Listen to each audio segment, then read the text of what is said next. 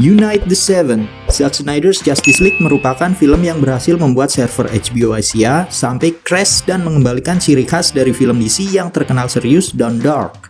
Tidak seperti versi Joss Whedon yang reshoot dan edit sana-sini, di versi Snyder Cut ini penonton akan melihat bagaimana sebenarnya visi asli dari Zack Snyder untuk proyek DCEU, yang jika seandainya diterapkan dari awal, sudah pasti masa depan DCEU akan sangat berbeda dari yang sekarang ini. Episode kali ini akan membahas breakdown dan Easter eggs dari Zack Snyder's Justice League. Tapi sebelum ke pembahasannya, gua peringatin dulu kalau video ini mengandung spoiler. Jadi buat yang belum nonton dan gak mau kena spoiler, silakan coba trial HBO Go-nya dulu.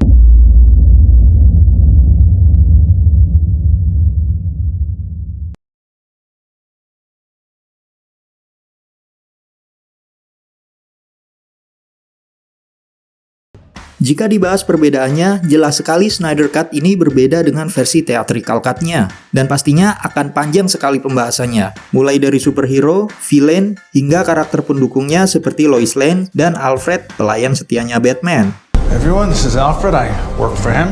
Maka dari itu, gue akan bahas hal lainnya saja. Yang pertama adalah, ending dari film Zack Snyder's Justice League menurut gue pribadi sangat epic. Karena kekuatan Justice League tidak hanya fokus mengandalkan Superman saja, melainkan benar-benar dari kerjasama tim. Selain itu, Steppenwolf juga bukanlah villain yang cupu. Di sini dia berhasil menyatukan ketiga Mother Box dan sempat membunuh semua member Justice League, kecuali The Flash. Yang akhirnya juga potensi The Flash dimunculkan dengan baik sekali oleh Zack Snyder di sini.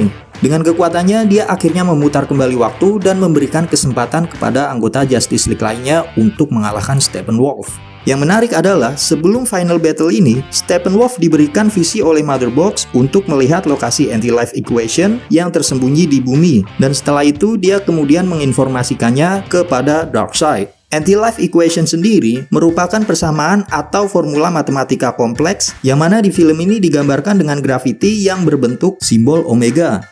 Dengan menggunakan persamaan ini, maka Darkseid dapat menaklukkan seluruh multiverse di dunia DC. Tetapi meskipun Steppenwolf telah mengetahui jika anti-life equation berada di bumi, namun di mana lokasinya belum diketahui secara pasti oleh Darkseid, Justice League, maupun penonton.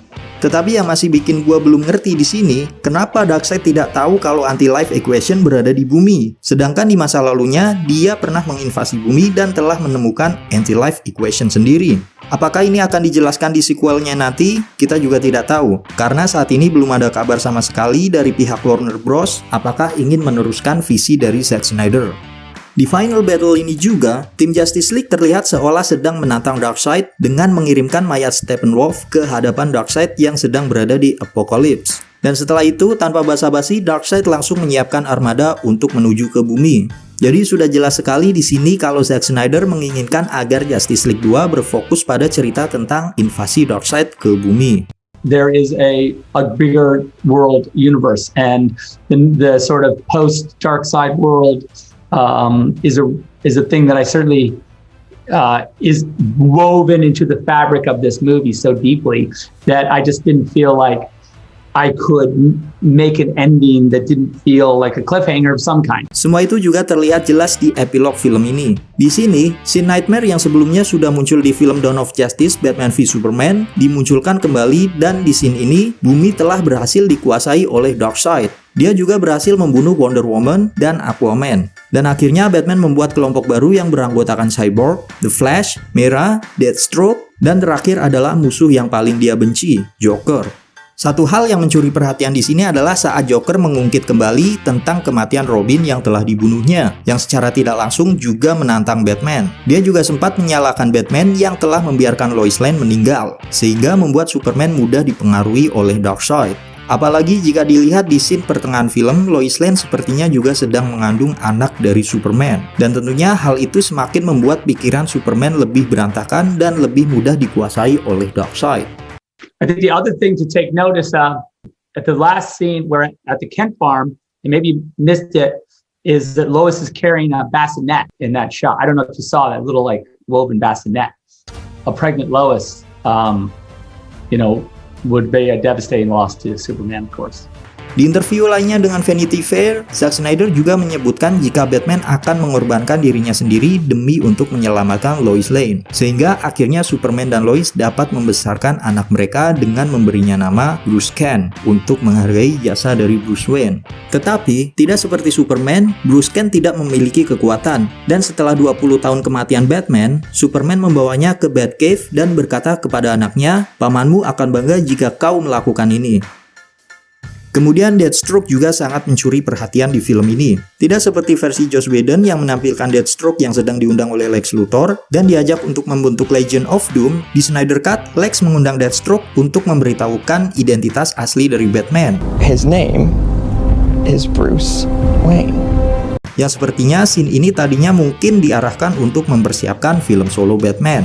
Dan meskipun tadinya Deathstroke ingin membalaskan dendamnya kepada Batman, tetapi saat Darkseid menginvasi bumi, dia malah bekerja sama dengan Batman. Cameo lainnya dari film ini juga menampilkan John Jones alias Martian Manhunter yang sebelumnya memang sudah diberitahukan oleh Zack Snyder sendiri. Pertama, kita diperlihatkan bagaimana Martian Manhunter menyamar sebagai Martha Kent untuk memotivasi Lois Lane yang sedang terpuruk setelah kematian Superman. Lalu yang kedua, Martian Manhunter juga akhirnya memutuskan untuk tidak lagi menyembunyikan eksistensinya, dan dia menawarkan kepada Bruce Wayne untuk membantu Justice League dalam mencari anti-life equation sebelum Darkseid yang menemukannya. Dan karena Bruce Wayne adalah Batman, dia tetap tenang saat ada alien yang bertamu ke rumahnya. Can I help you? Hal penting lainnya yang berbeda dari theatrical cut-nya adalah karakter Cyborg. Tidak hanya menghapus banyak scene untuk Cyborg, Joss Whedon juga menjadikan Cyborg di Justice League miliknya menjadi karakter yang kurang begitu penting. Booyah.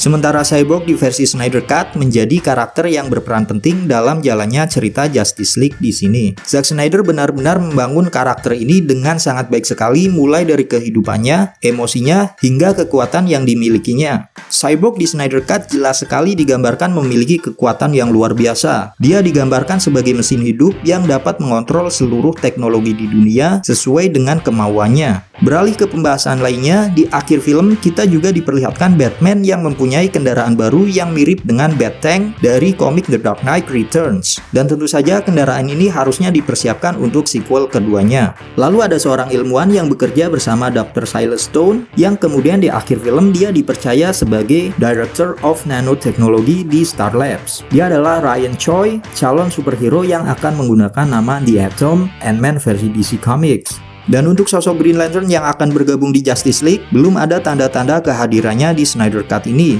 Kemudian ada seorang wanita yang terlihat di sebelah Darkseid, itu adalah Granny Goodness, seorang jenderal perang Darkseid yang terkenal dengan metode pencucian otak dan penyiksaannya untuk merekrut prajurit setia Darkseid. Kemungkinan dia akan mendapatkan peran yang lebih besar jika sequel Justice League dibuat. Selanjutnya ada sebuah truk yang akan menabrak Iris West di Central City. Di badannya tertulis Gardner Fox, yang tak lain adalah nama dari pencipta karakter The Fastest Man Alive, aka The Flash.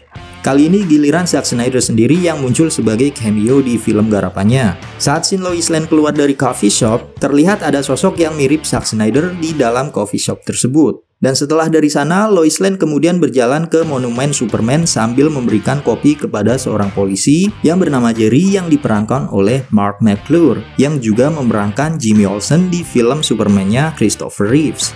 Berpindah ke Wonder Woman, saat akan menghentikan teroris, dia berdiri di atas patung besar yang merupakan patung Themis. Themis merupakan seorang dewi dari mitologi Yunani kuno yang dikenal sebagai Dewi Keadilan. Di sini seakan Zack Snyder ingin menggambarkan jika sosok Wonder Woman sama seperti Dewi Themis, di mana Wonder Woman juga merupakan seorang dewa dan dia membawa keadilan atau justice di bumi. Kita tahu jika Ray Porter adalah sosok di balik suara Darkseid yang mengerikan, dan ternyata dia juga muncul di Zack Snyder sebagai cameo. Pada saat bangsa manusia membuat pelindung untuk Mother Box, Ray Porter terlihat menjadi seorang pandai besi di scene ini.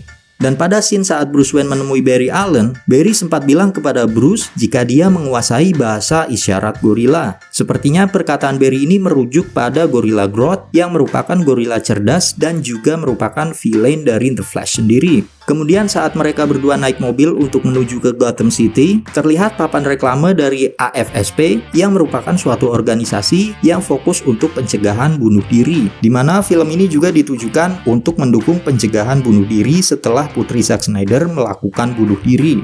Moto "You Are Not Alone" juga kebetulan pernah muncul di film Man of Steel saat General Zod mengirimkan pesan ke bumi. Di adegan lainnya, saat Barry menunjuk Bat Signal, jika diteliti lebih jauh, maka di sini terlihat papan Ace Chemical, sebuah perusahaan kimia yang menjadi tempat lahirnya Joker dan Harley Quinn. Selain itu, di dalam visi masa depannya Cyborg, kita juga bisa menemukan beberapa Easter eggs yang menarik. Yang pertama, di reruntuhan markas Justice League terdapat salah satu anggota Green Lantern yang meninggal di sana. Maka jelas sekali jika Zack Snyder berencana memasukkan Green Lantern ke sequelnya. Tetapi Green Lantern di sini bukanlah Hal Jordan atau John Stewart, karena dia lebih mirip seperti Kilowog.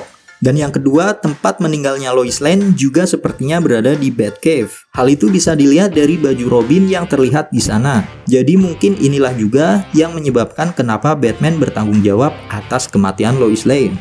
Lalu scene Superman yang sedang meratapi kematian Lois Lane juga sebenarnya diambil dari scene di Man of Steel saat setelah Superman membunuh General Zod. Beberapa scene Superman lainnya yang diedit Zack Snyder adalah scene saat dimana Superman menemukan Batman dan kelompok kecilnya. Scene ini diambil dari Nightmare di film Dawn of Justice saat Superman berhasil menangkap Batman. Lalu saat adegan Superman dengan kupu-kupu di tangannya, menurut kepercayaan Kristen, kupu-kupu melambangkan kebangkitan dan kehidupan. Maka scene ini seakan menggambarkan keadaan Superman pada saat itu yang baru saja dibangkitkan. Dan di film Man of Steel juga terlihat kupu-kupu yang berada di rantai, yang juga bisa melambangkan jika saat itu jiwa Superman masih terbelenggu atau belum menemukan tujuan hidupnya. Dan yang paling mengharukan dari Snyder Cut adalah di kredit akhirnya. Di akhir epilog, muncul satu kredit title yang bertuliskan For Autumn, yang mana itu adalah nama dari mendiang putri Zack, Autumn Snyder. Autumn meninggal karena bunuh diri pada 12 Maret 2017. Dan itu juga yang menjadikan salah satu alasan terbesar Zack Snyder untuk mengundurkan diri dari proyek Justice League di tahun 2017. Dan Snyder Cut ini ditujukan sebagai penghormatan yang indah kepada mendiang putrinya tersebut. Kesimpulan dari gua, film ini sangat bagus dan layak banget buat kalian tonton. Jalan cerita dan pengembangan karakter, baik superhero, villain, atau karakter pendukung lainnya juga sangat tertata dengan rapi. Dan juga menjadikan waktu menonton selama 4 jam tidak terasa begitu lama. Steppenwolf juga akhirnya menjadi musuh yang worth it buat Justice League. Batman menjadi Batman lagi, kerjasama tim Justice League juga terasa banget di film ini. Dan pokoknya membuat penasaran karena filmnya juga menyisakan cliffhanger. Dan secara pribadi gue ngasih rating film ini 9 dari 10. Atau 10 dari 10 jika dibandingkan dengan film Justice League versi theatrical cut-nya. Dan setelah menonton film ini, gue berharap Warner Bros mau menuntaskan visi dari Zack Snyder. Dan gue juga mendukung campaign Restore the Snyderverse. Kalau menurut kalian, bagaimana film Zack Snyder ini? Apakah Zack Snyder layak diberi kesempatan? Dan apakah kalian menemukan Easter egg lainnya yang belum disebutkan di video ini? Silahkan tinggalkan komen di bawah. Terima kasih sudah menonton video ini sampai habis, dan sampai jumpa di video selanjutnya.